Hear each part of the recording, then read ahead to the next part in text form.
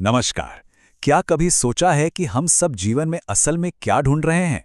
एक ऐसा आनंद, है ना, जो कभी खत्म ना हो, जो हमेशा बना रहे। पर क्या ऐसा आनंद मिलना मुमकिन है? रसिक संत पूज्य प्रेमानंद जी महाराज के अनुसार जी हाँ, बिल्कुल मुमकिन है। और इसका एक बिल्कुल साफ रास्ता है, समर्पण का मार्ग। आइए आज उनके दिखाए इस रास्ते को थोड़ा और गहराई से समझते हैं। तो आज के इस सफर में हम क्या क्या देखने वाले हैं? सबसे पहले हम समझेंगे कि ये शाश्वत आनंद की इच्छा आखिर है क्या। फिर हम जानेंगे कि भाई इससे पाने में मुश्किलें क्या आती हैं।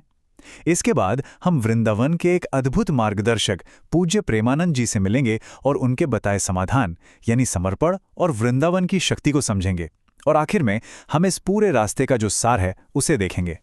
तो चलिए शुरू करते हैं अपने पहले पड़ाव से, शाश्वत आनंद की खोज। देखिए, ये कोई भारी भरकम आध्यात्मिक शब्द नहीं है, बल्कि हम सबके भीतर की एक गहरी चाहत है, एक ऐसे प्रेम को पाने की जो कभी कम ना हो। और यहीं पर वो बड़ा सवाल खड़ा होता है, आखिर वो कौन सा रास्ता है जो हमें उस परम आनंद तक ले जा सकता है जिसकी हम सभी को तलाश है।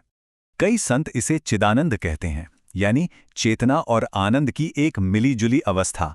मतलब ये दुनिया के सुख दुख से कहीं ऊपर की चीज है, एक शुद्ध दिव्य प्रेम की स्थिति। और कमाल की बात यह है कि ये चाहत किसी एक की नहीं, बल्कि हर इंसान के दिल में कहीं ना कहीं होती ही है। लेकिन अगर हम सब यही चाहते हैं, तो फिर इसे पाना इतना मुश्किल क्यों है? क्यों ये हाथ नहीं लगता? चलिए अब बात करते हैं मार्ग की बाधाओं की। यहाँ ना एक बहुत अजीब सा विरोधाभास देखने को मिलता है। लोग सालों तक कठोर तपस्या और साधना करते हैं, खूब मेहनत करते हैं, लेकिन फिर भी उनका अहंकार और वो जो मैं और मेरा शरीर वाली सोच है ना, वो जंजीर की तरह उन्हें जकड़े रहती है। असल में यही वो दीवारें हैं जो उन्हें उस दिव्य प्रेम तक पहुंचने से रोक देती हैं। तो फिर सवाल उठता है, इस अहंकार की दीवार को तोड़ा कैसे जाए? इसका जवाब हमें मिलता है वृंदावन में, जहां एक रसिक संत हमें एक बहुत ही सीधा और सरल रास्ता दिखाते हैं। हम बात कर रहे हैं पूज्य श्री हित प्रेमानंद गोविंद शरण महाराज जी की। वो वृंदावन के एक रसिक संत हैं, यानी जो प्रेम के रस में, भक्ति के रस में डूबे रहते हैं। और उनका मार्गदर्शन ही इस अंधेरे रास्ते में एक रोशनी की तरह काम करता है। महाराज जी की सबसे बड़ी खासियत जानते हैं क्या है? वो गहरी से गहरी आध्यात्मिक बातों को बहुत ही सरल, बहुत ही आम बोलचाल के शब्दों में समझा देते हैं।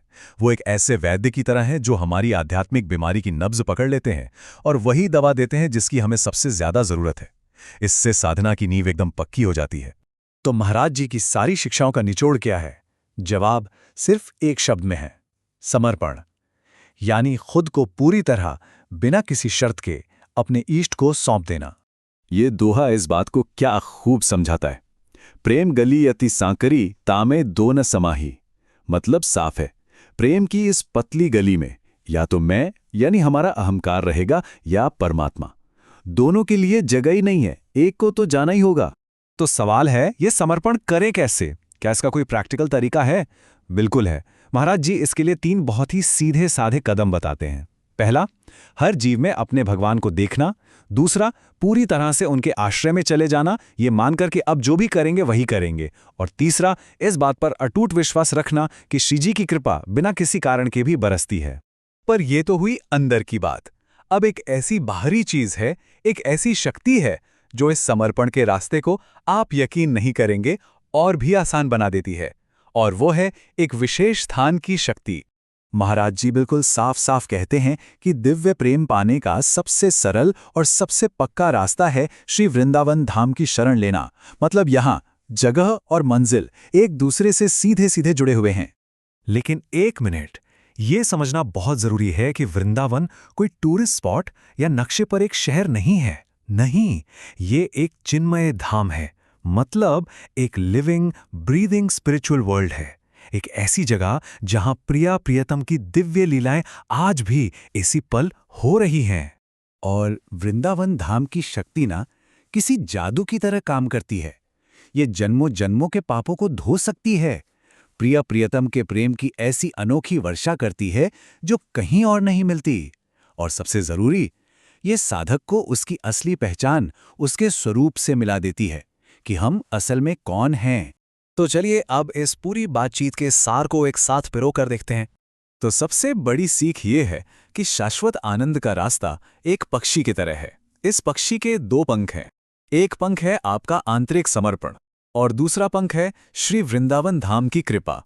इन दोनों के बिना ये उड़ान पूरी हो ही नहीं सकती।